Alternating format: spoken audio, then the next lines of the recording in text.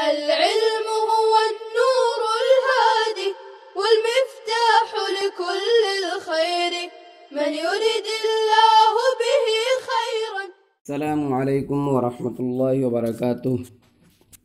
अज़ीज़ तलबा, आज का सबक है तीसरी फ़स्ल मीम साकिन के बयान में। अब तक जो है दूसरे बाब की दो फ़सलें, पहली और दूसरी फ़स्ल। पहली फ़स्ल जो है तफ़ख़ीम व तरक़ीक़ से मुतल्लिक़ थी और दूसरी फ़स्ल जो है नून साकिन और तनवीन के अहकाम के बयान में थी। अब ये तीसरी फ़स्ल है मुख्तसर सी मीम साकिन के बयान में। यहाँ पर जो है मुसन्निफ़ रहमतुल्लाह अलैह फरमा रहे हैं कि मीम साकिन के तीन हाल हैं: इदगाम, इख्फ़ा, इज़हार।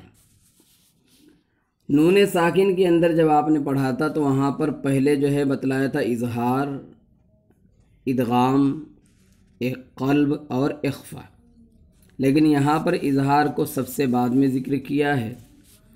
उसकी वजह यह है कि मीम साकिन का इदगाम जो होता है वो सिर्फ़ एक हर्फ मीम में होता है, और इसी तरह से इख्फ़ा जो होता है वो भी सिर्फ़ एक हर्फ में।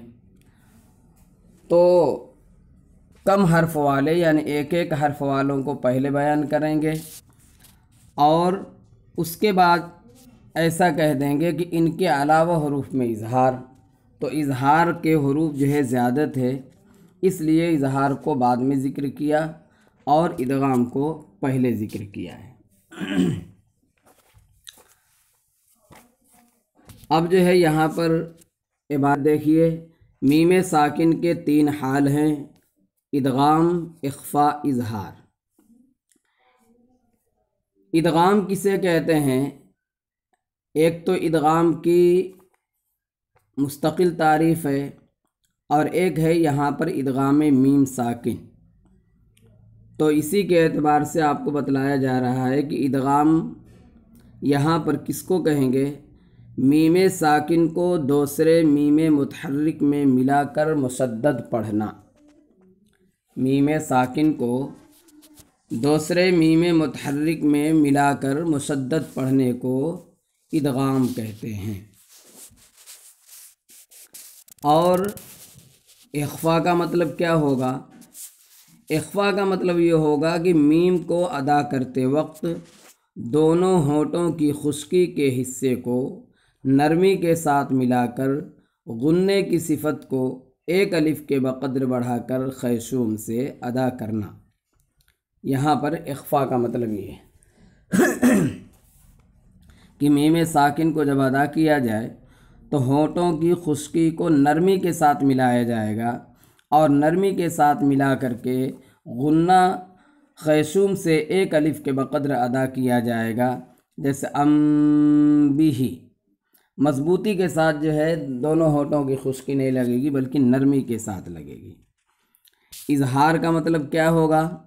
इज़हार का मतलब ये होगा कि मीम साकिन को अपने मखरज से बग़ैर किसी गुन्ने ज़ायदा के अदा करना, यानी बग़ैर गुन्ने के निकालना।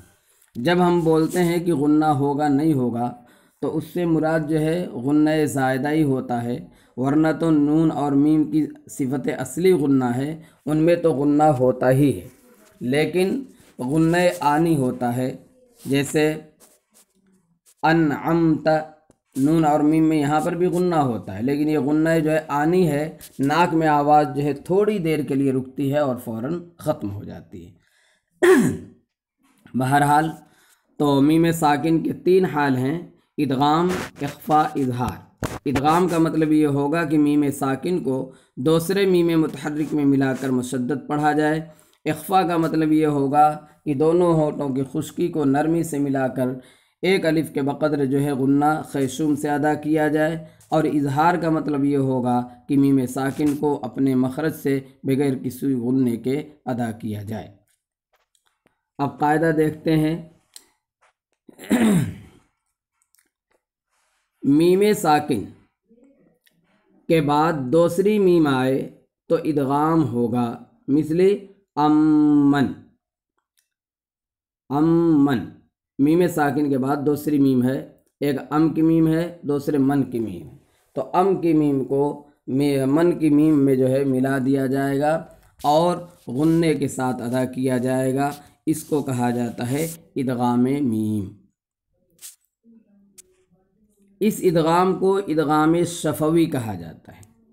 इसी तरह से इख्फाए शफवी और इजहार शफवी, यानी मीम के जो तीन हाल बयान किए गए हैं, तीन अहकाम जो बयान किए गए हैं, इदगाम, इख्फा, इजहार, तो इनको जो है शफवी कहा जाता है क्योंकि मीम का ताल्लुक़ जो है शफत से है। इस वजह से उनको इदगाम क्या नाम, इदगाम शफवी, इजहार शफवी और इख्फाए शफवी कहा जाता है। दूसरा कायदा देखिए, और अगर मीम साकिन के बाद बा आए तो इख्फा होगा। मीम साकिन के बाद बा आए तो इख्फा होगा, यानी एक हर्फ में जो है इदगाम और एक हर्फ में इख्फा। जैसे वमा हुम बिमुमिनीन, अम बिही वगैरह। लेकिन आगे कह रहे और इजहार भी जायज़ है, यानी मीम साकिन के बाद अगर बा आए तो वहाँ पर इजहार भी जायज़ है। लेकिन कह रहे बशर्ते कि मीम मुनक़लिब, यह मीम जो है मुनक़लब नून साकिन और तनवीन से न हो। मीम जो है मुनक़लिब नून साकिन और तनवीन से न हो। मिसले वमा हुम बिमुमिनीन, इन्होंने यहाँ पर मिसाल दे दी। इसमें जो है मीम साकिन, दोनों बातें इसमें आ गई कि मीम साकिन के बाद बा आए और वो मीम साकिन जो है बदली हुई ना हो, मुनक़लिब जो है नून साकिन और तनवीन से ना हो, तो वहाँ पर जो है इजहार भी कर सकते हैं। तो जैसे वमा हुम बिमुमिनीन वाली मिसाल है, यहाँ पर भी इजहार किया जा सकता है बरिवायत इमाम जज़री, बतरीक़ जज़री, रिवायत ने बल्कि बतरीक़ जज़री। ये जो शर्त लगाई है मुनक़लिब नून साकिन और तनवीन से ना हो, जैसा कि अभी आपने कायदा पढ़ा था कि नून साकिन और तनवीन के बाद अगर जो है बा आए तो वहाँ पर नून साकिन और तनवीन को मीम से बदला जाता है। जैसे मिन बाद है तो मिन बाद में नून को जो है मीम से बदला जाता है, पढ़ा जाता है मीम बाद। तो इस मीम के अंदर जो है इजहार शफवी जायज़ नहीं है, बल्कि मीम असली होना चाहिए। जैसा कि वमा हुम बिमुमिनीन के अंदर मीम असली है, यहाँ पर जो है इजहार भी कर सकते हैं बतरीक़े जज़री। दो हर्फ को बतला दिया मुसन्निफ़ रहमतुल्लाह अलैह ने कि मीम साकिन के बाद अगर दूसरी मीम आए तो वहाँ पर इदगाम किया जाएगा, और अगर मीम साकिन के बाद बा आए तो वहाँ पर इख्फा किया जाएगा। अब आगे कह रहे हैं कि बाकी हरूफ में इजहार होगा। बाकी हरूफ कौन से रहे? अब जो है 26 हरूफ बाकी रहे। ऐसे जो है बाकी तो रहे 27 हरूफ, मीम और बा को निकाल करके 29 में से 27 हरूफ बाकी रहे। लेकिन चूँकि मीम साकिन के बाद अलिफ नहीं आ सकता, इस वजह से अलिफ भी कम हो जाएगा, तो इस तरह से जो है 26 हरूफ बचे रहते हैं। तो इन 26 हरूफ के अंदर जो है इजहार किया जाएगा, यानी मीम साकिन के बाद अगर इन 26 हरफों में से मीम और बा और अलिफ के अलावा 26 हरफों में से कोई हर्फ आता है तो वहाँ पर जो है मीम साकिन को उसके मखरज से बगैर किसी गुन्ने के अदा किया जाएगा। जी, बहरहाल तो फरमा रहे हैं कि बाकी हरूफ में इजहार होगा। मिस्ल अलैहिम वलद्दाल्लीन कैदहुम फी तज़लील, मिस्ल अलैहिम वलद्दाल्लीन, यानी मीम साकिन के बाद वाव है, कैदहुम फी तज़लील मीम साकिन के बाद फ़ा है, तो अलैहिम वलद्दाल्लीन कैदहुम फी तज़लील के इस तरह से जो है क्या कहते हैं, तीनों कायदा जो है मुसन्निफ़ रहमतुल्लाह अलैह ने बयान कर दिया कि मीम साकिन के बाद अगर मीम आए, मीम मुतहर्रिक, तो वहाँ पर जो है इदगाम में शफवी होगा, और अगर जो है मीम साकिन के बाद बा आए तो इख्फाए शफवी होगा। मीम साकिन के बाद बा और जो है मीम और इसी तरह से अलिफ के अलावा बाकी 26 हरफों में से कोई हर्फ आए तो वहाँ पर जो है इजहार होगा और इसको कहा जाता है इजहार शफवी, इदगाम शफवी और इख्फाए शफवी। आगे जो है एक बूफ का कायदा जिक्र कर रहे हैं। बाद लोगों ने इसको बूफ पढ़ा है, बाद लोगों ने बौफ पढ़ा है। मुराद है बा वाव फा। कह रहे बूफ का कायदा जो मशहूर है। क्या मतलब बूफ का कायदा? यानी मीम साकिन के बाद बा आए तो इख्फा होगा तो बराबर है, ये कोई मतलब कोई इसमें जो है इख्तिलाफ नहीं है। मीम साकिन के बाद बा आए तो इख्फा होता ही है। और वाव और फ़ा आए तो इजहार इस तरह किया जाए कि मीम के सुकून में हरकत की बू आ जाए। ये इजहार बिल्कुल बेअसल है, बल्कि मीम का सुकून बिल्कुल ताम होना चाहिए, हरकत की हवा भी न लगे। तो यहाँ पर जो है दो चीज़ें जिक्र की हैं। बूफ का कायदा जो मशहूर है, यानी मीम साकिन के बाद बा आए तो इख्फा होगा, ये तो सही था। लेकिन वाव और फ़ा आए, जैसे अलैहिम वाला और कैदहुम फ़ी तज़लील में वाव और फ़ा आया है, तो कह रहे हैं अगर वाव और फ़ा आता है मीम साकिन के बाद तो इस तरह से इजहार किया जाएगा कि मीम के सुकून में हरकत की बू आ जाए। तो ये इजहार बिल्कुल बेअसल है, यानी मीम के सुकून में इस तरह से इजहार किया जाए कि मीम में कलकले की सिफत पैदा हो। हरकत के आने का मतलब यही है कि मीम के अंदर जो है हरकत की बू आने का, बल्कि कह रहे हैं कि मीम का सुकून बिल्कुल ताम होना चाहिए, हरकत की हवा भी न लगे, यानी हरकत का ज़रा भी हिस्सा मीम के अंदर अदा ना हो। जैसे अलैहिम वलद्दाल्लीन पढ़ें आप, ये बिल्कुल गलत है।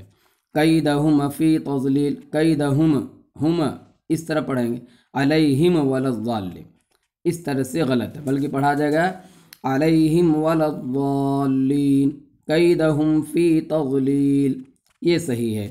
बाकी जो है बाद लोगों ने कहा है कि मीम साकिन के बाद अगर बा वाव फ़ा तीनों में से कोई हर्फ आए तो इख्फाई होगा, ये बिल्कुल गलत है।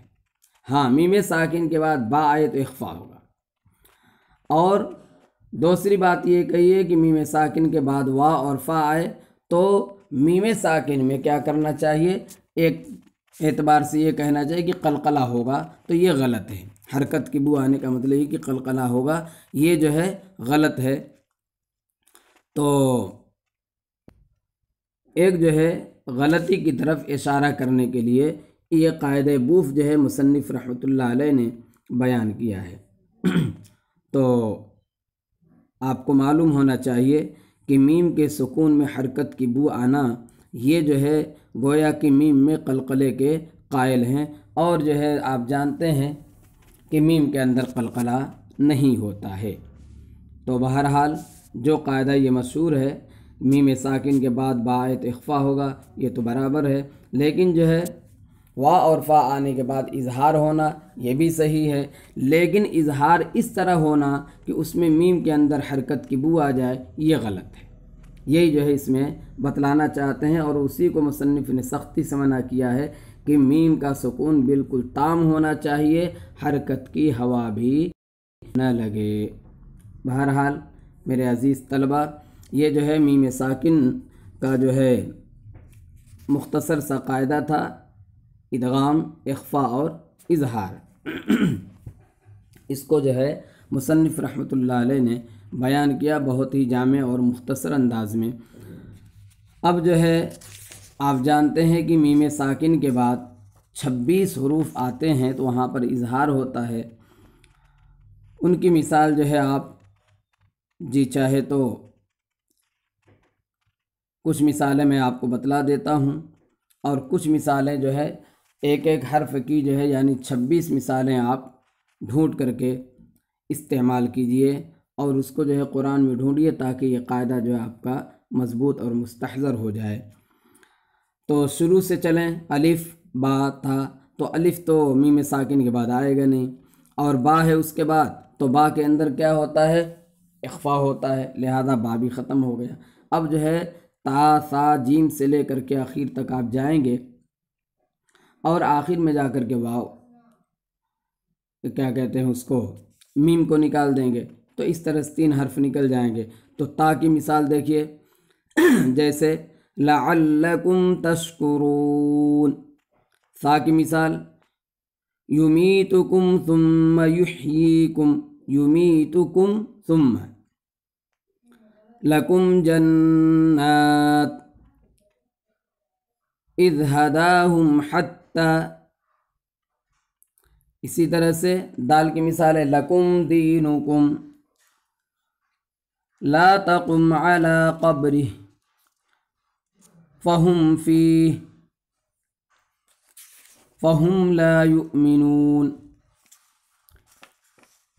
वलम यकुन क़ुलूबु फ़ी क़ुलूबिहिम ज़ैग़ुन वग़ैरह ज़ालिक। इस तरह से जो है आप और मिसालें ढूंढ लीजिए, आपका फ़ायदा होगा। बहरहाल मुसन्निफ़ ने बहुत ही जामे अंदाज में आज का सबक बयान किया है और मुख्तसर अंदाज में आप जो है ख़ुलासे के तौर पे ये सुनिए कि मीम साकिन के 3 अहकाम हैं, इख्फ़ा, इदगाम, इख्फ़ा और इजहार। इदगाम जो है मीम साकिन के बाद दूसरी मीम आए तो इदगाम, मीम साकिन के बाद अगर बा आए तो इख्फ़ा, और मीम साकिन के बाद बा और मीम और अलिफ के अलावा बाकी 26 हर्फ आएँ तो वहाँ पर इजहार होता है। और इन तीनों का नाम जो है शफ़वी रखा जाता है, यानी इदगाम शफ़वी, इख्फ़ाए शफ़वी और इजहार शफ़वी, क्योंकि इनका ताल्लुक़ जो है, मीम का ताल्लुक़ जो है होंठ से है, इस वजह से इसको शफ़वी कहा जाता है। और दूसरी है कि इदगाम की और भी किस्में उनसे अलग करने के लिए, इख्फ़ा की भी किस्में उससे अलग करने के लिए, और इजहार की भी 2 किस्में आप पहले पढ़ चुके हैं, इजहार मुतलक़ और इजहार हल्क़ी, उससे अलग करने के लिए मीम के इजहार को शफ़वी के साथ याद किया जाता है। अस्सलामु अलैकुम व रहमतुल्लाहि व बरकातुहू। السلام عليكم. لا تنسوا الإعجاب بالفيديو والاشتراك في القناة تشجيعا لنا لنستمر بنشر المزيد إن شاء الله.